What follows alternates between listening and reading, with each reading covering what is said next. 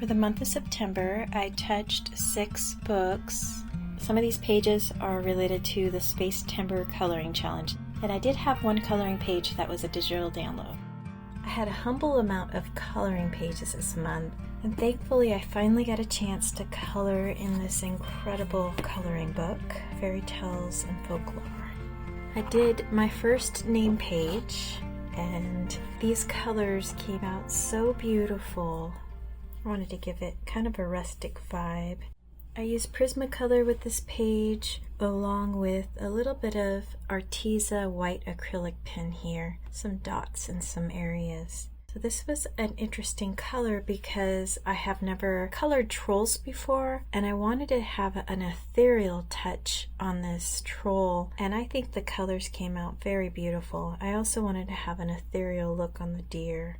If you've read a lot of Scandinavian fables, you will know that this must be the Forest Bride. I will not give away that story. What I will say is, I believe another page is connected in this book. On this page, I ended up using Prismacolor Scholar pencils. I'm trying to really work through those because I'm trying to finish my review on that colored pencil set. So I really worked on trying to burnish in a lot of areas, trying to bring kind of the elements of that fable in here. I could have done better, but Scholar colored pencils are a little bit less smeary than Prismacolor, so you can kind of have some issues depending on how many layers you use. That was kind of a little bit of trouble I was having here. Aside from that, I also used Ohuhu glitter markers just on some of these elements that I wanted to shine. Down here though, I did use Prismacolor Premier on the black. It looks really harsh, but that was the idea, to try to make it look like shadows. What a fun little page. And that was in Fairy Tales and Folklore. This month I did my first R.J. Hampson colored page. This is Morning Hunt. I didn't color the emblems here yet. In this case, I also used Scholar colored pencils and a little bit of Ohuhu glitter markers. I did try to make a female and a male. That's why his eyebrows are pretty crazy here. I didn't want to focus too much on a backdrop. I just wanted it to be about the fairy dragons. So that one was a real delight to color, super relaxing, and I love using layers upon layers to build up color for the flowers. But what a beautiful magical page. I can't wait to color more in Mountain King.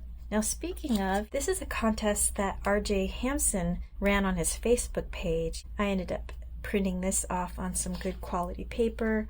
I am just over the moon with his illustration style when it comes to fantasy. It is just off the charts. Has every element that I recall when I was younger. I did get on my little polka dot element this month. I was trying to add some magical elements over here, and at some point I needed something back here behind this dragon, and then I just made it.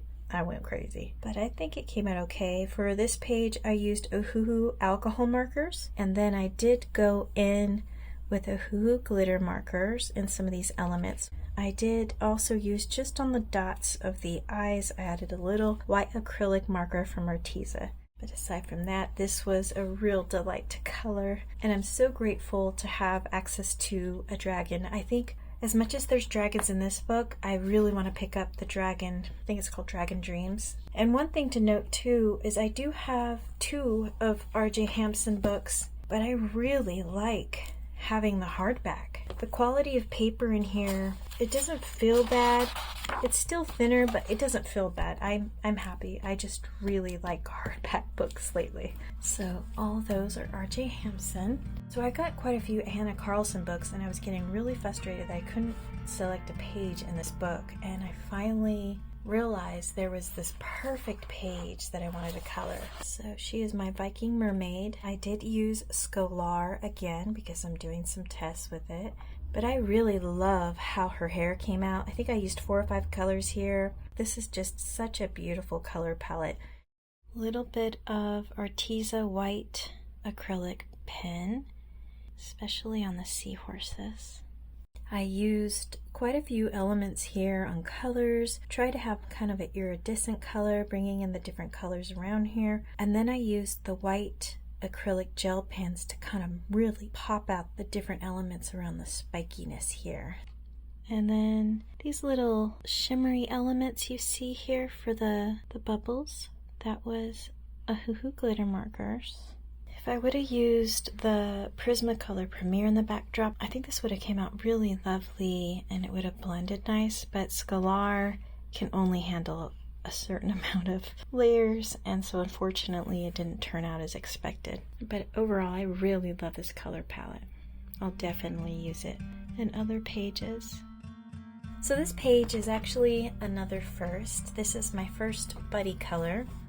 For this page, I used Ohuhu alcohol markers, and then I did go in with Ohuhu glitter markers.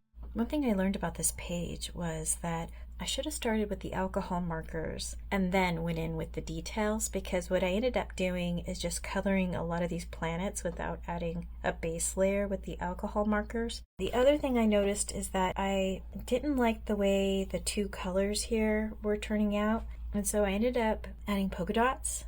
Even so, first time trying it, and I think it went well. There's like these little rocks that have come apart, and I would have done that differently. I think I would have made these little rocks stand out more, if that makes sense. But I did add them around the edges. I added copper and like this color here. My inspiration for that was the Alexandrite gem, beautiful gem, and that's how that ended up. So I learned a lot from this. Thanks again, Candace at Happy Catastrophe. This was an incredible experience. Her page was timeless, classic, just I am definitely going to try to use that as inspiration in the near future.